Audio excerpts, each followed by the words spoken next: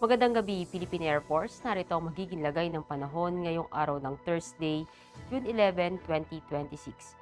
Sa kasalukuyan, wala naman tayong binabantayang bagyo o low pressure sa loob o labas ng ating Philippine Area of Responsibility. At southwest monsuno yung hanging habagat ang nakakaapekto dito sa Northern Luzon.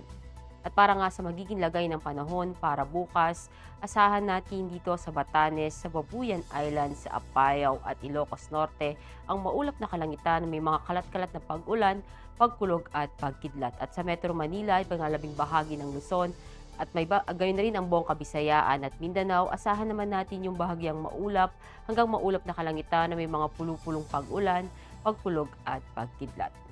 At para sa magiging lagay ng panahon sa mga sunod na araw, dito sa Metro Manila, asahan natin sa Sabado hanggang Lunes ang bahagyang maulap hanggang maulap na kalangitan na may mga pulupulong pag-ulan, pagkulog at pagkidlat.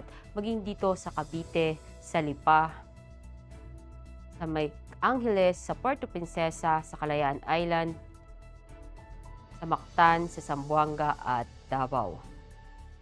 Ang araw ay lumubog kaninang 6:25 ng hapon at sisikat bukas ng 5:27 ng umaga. Para sa ating moon illumination, meron tayong 19% decreasing. At para manatiling updated sa lagay at taya ng panahon, i-follow lamang ang Air Force Weather Center sa aming mga social media accounts. At yan lang mga latest update natin sa weather sa ngalan ng aming commanding officer na si Colonel Alvin John Q. Gador, PAP GSC. Ako si Staff Sergeant Ashley F. Timakulangan, Philippine Air Force, Weather Broadcaster ng Air Force Weather Center. Muli, magandang gabi, Philippine Air Force.